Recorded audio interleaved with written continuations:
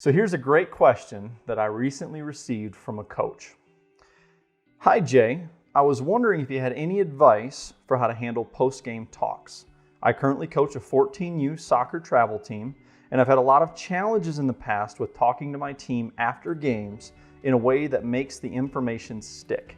It can be really frustrating at times to feel like what I'm telling them is going in one ear and out the other, especially when I don't see them translate what I'm telling them to the next game. Any advice would be greatly appreciated. Love the videos, by the way, Ryan. So I'm going to answer Ryan's question and probably some of yours by providing some brutally honest advice about post-game talks. Today, we're going to get better.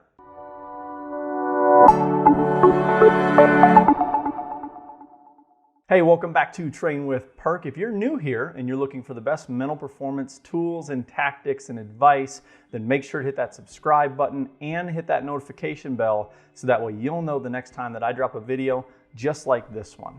And I also want to let you know that if you go over to my website, trainwithperk.com/free guide, I've got a free mental training guide for either you if you're an athlete or if you're a parent or coach watching this, one of your athletes. I've got a free mental training guide over there, simple little 3-step formula to help them just simply prepare to win their next big moment. So make sure that you get over there. Again, that's trainwithperk.com/free guide.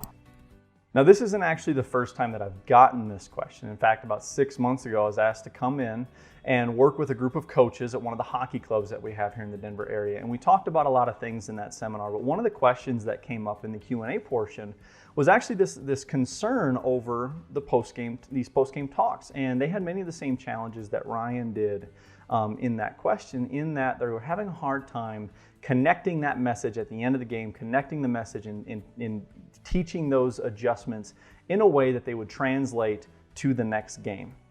Many of these coaches, like many of you parents and coaches watching this, were also full-time employees. So to help them understand this struggle of the post-game talk and giving feedback to athletes after a competition, to help them understand this struggle, I'm going to give to you the same scenario, the same little metaphor that I gave to them that really helped them understand why, in fact, they were having such a hard time in these situations. So let's say that you, in your full-time job, you had a big presentation or a big meeting or a really important client call, or really any situation in your job that you had to perform in, and it didn't go very well. You bombed it, you choked, whatever adjectives or descriptive words you'd like to use, you did not perform up to your boss's expectations or even really the expectations that you had for yourself. So let's fast forward a little bit. You're ending your day and you're on the drive home and you're tired, you're hungry, you're mentally drained, you're emotionally exhausted. But yet your boss all of a sudden calls you up and you're in the car on the way home and your boss gives you a call because he's got some feedback for you or he's going to try and coach you up. And he proceeds to tell you all the things that you didn't do, all the mistakes that you made, tells you that you should have prepared more, that the effort just wasn't there, tells you that, that performance, that just can't happen again. So let me ask you this. How do you respond in that situation? Does anything the boss tell you in that situation, does it help? Is he even really telling anything that you don't already know? And the answer to those questions is probably no, probably not. He's probably not telling you anything that's helpful, and he's almost certainly not telling you anything that you don't already know. I think it's safe to say that the majority of employed adults would agree that maybe that's not the best timing, or even if that situation did occur, they're not going to respond to it in a terribly productive way. Yet, so many times, that's the exact same situation that young athletes are put in because they too, after a performance or after a competition, they're also physically tired. They're almost certainly hungry, they're mentally drained, they're emotionally exhausted. It's the exact same situation, and they're young. They're not even adults, and they're young athletes. And yet, I see and hear about so many teams who barely get to the locker room, and their coach just can't run to that whiteboard fast enough. Can't get there fast enough, cannot draw up something fast enough to explain what went wrong. And honestly, in that situation, what are you going to draw? Because I guarantee you that it's not going to matter. You're not going to get their attention in that situation unless you draw something about Fortnite. Well, Fortnite might actually work. But anything that you're going to actually draw on that whiteboard, that's not going to get their attention because in all honesty, it has nothing to do with what you draw or what you say or how you say it. And it has everything to do with the fact that it's just not the right time.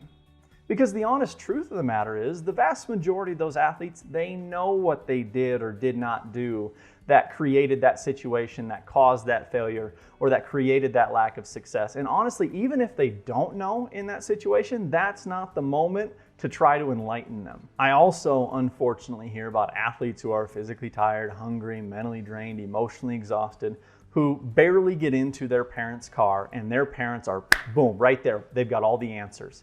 And it's really frustrating for the parents because the athlete treats them like they're Charlie Brown's teacher. It's what I call, it's the Charlie Brown teacher effect, where the parent is sitting there and they're giving all the feedback and they've got all the advice in the world, and all the child hears is wah, wah, wah, wah, wah, wah, wah. And it's really frustrating for the parent. I get it, but you're also putting yourself in that situation because you're not taking into account where your child is, where your young athlete is in that moment. So let's just shh and listen. Legendary newspaper columnist Doug Larson once said that wisdom is the result of a lifetime of listening when you'd prefer to talk. So my advice to a lot of parents is to start learning how to listen. And this certainly doesn't mean listen for a little bit and then immediately jump in with advice or solutions to their problems, because again, wah, wah, wah, wah, wah, wah, wah. This just means to listen with the purpose of understanding and being available to the athlete. And even if they don't say anything, and many of them won't, at least you're available for them in that moment. And if they don't say anything, then your only option there is to respect that space, because that's their space. They still have a lot to process and a lot to work through. They're also stressed out and emotional. What are you going to accomplish by pressing them in that moment?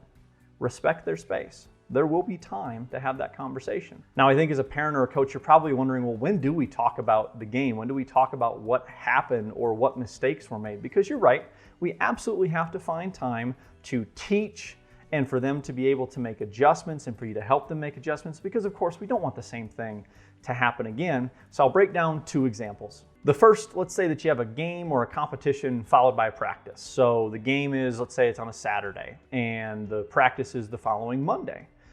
You should absolutely be making time either immediately before practice or the first part of practice on Monday to review. And that's the time to sit your team down or to sit your athlete down and to review what happened and what mistakes and what adjustments you're looking for. Because the beautiful part about that timing is it gives them some intention to immediately go into that next practice with. You give them something to focus on based on the previous game, they now have an immediate opportunity to install that, to make the adjustment, to learn, and they'll be better for it. And your retention rates of the information that you're giving them is going to go through the roof. The other situation, of course, is where you have multiple games or multiple events happening in the same day. So say it's a tournament of some kind, or a swim meet, or a figure skating event where there's multiple events throughout the day. A good rule of thumb that I've given out that's worked for a lot of parents and a lot of coaches is you should give your athlete at least half the time between the moment that that game or competition ends and before the next one begins. You should be giving them at least half the time.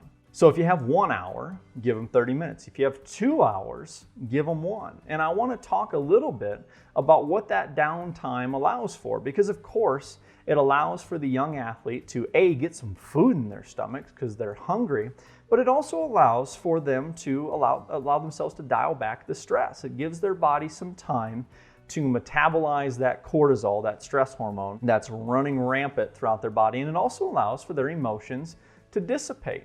Right? Maybe even experience some new emotions, some more positive emotions when they're hanging out with their friends or they're chatting with their buddies or whatever they're doing, playing Fortnite on their phone. It allows them to get themselves in a fundamentally better place. However, athletes aren't the only ones who get stressed out and emotional about their performance. Now, are they, parents or coaches? This brings me to my final point. That downtime, while great for the athlete, also allows you as the parent or the coach to take a step back from the situation, to allow your body to metabolize the exact same stress hormone that your athletes are experiencing. Also gives you some time to allow those emotions to dissipate. And that creates a situation now where everyone is in a fundamentally much better position to talk about maybe that hard experience of the previous competition or the previous game. All right, there you have it. That is my brutally honest advice about the post-game talk. If you liked the video, I greatly appreciate a thumbs up. Of course, hit the subscribe button, that notification bell, and please, please, please, whether it's for you, if you're an athlete still watching this, or if it's a coach or a parent, get over there, trainwithpert.com/free guide. It is free, free, free, free, and it's meant to help. I'll see you next time.